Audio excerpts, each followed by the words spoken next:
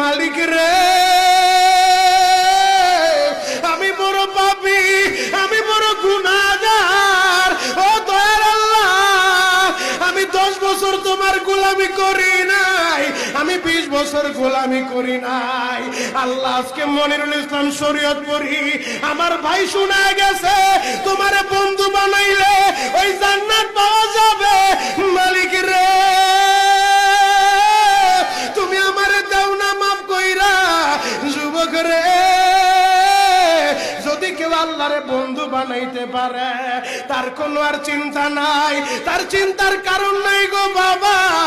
এ যুবক ভাইরা, দাড়ি পাকা বাবাজিরা, সবাই আমার দিকে একটা নজর তাকান। এই যে দেখেন আমি হাতের ভিতরে আহারে টিস্যু দিয়া কাফনের মতো একটা দৃশ্য বানায় ফেললাম। এমন একটা কাপড় আপনার শরীরে একদিন উঠে যাবে, আমার শরীরও একদিন উঠে যাবে। ও চেয়ারম্যান ভাইরা, ও মেম্বার ভাইরা, ও নেতা ভাইরা, ও আলেম ভাইরা, এখন কাঁদতে বলছি শুধু কাঁদবা। জীবনে কত জায়গায় আমরা গোসল করলাম।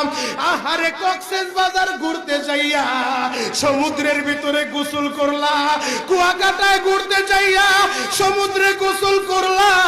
এই যে মাদ্রাসার পুকুরটা ভরাট করছে মসজিদের জন্য, বিশাল বড় ময়দান এখন হয়ে গেছে। এই পুকুরের ভিতরে কত মানুষ গোসল করছে, আবার পিছনে একটা বিরাট পুকুর হয়ে গেছে, ওই পুকুরে কত মানুষ গোসল করবে।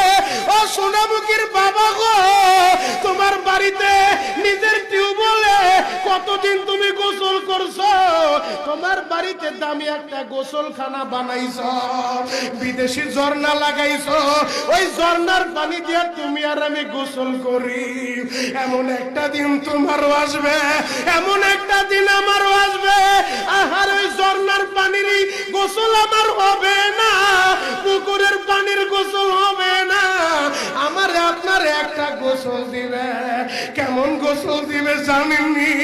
বড়ই পাতার হালকা গরম পানি দিয়া আরে মসজিদের কর্নারে পড়ে থাকা 4 পায়ার খাটিয়াটা বাড়িতে নিয়া পর্দা দিয়া একটা ব্যারিকেড দিয়া বড়ই পাতার গরম পানি দিয়া আপনারে আমার গোসল দিবে গো বাবা। ওই গোসলটা যেদিন দেওয়া হবে, আহারে এরপরে আর দামি কাপড় পরতে দিবে।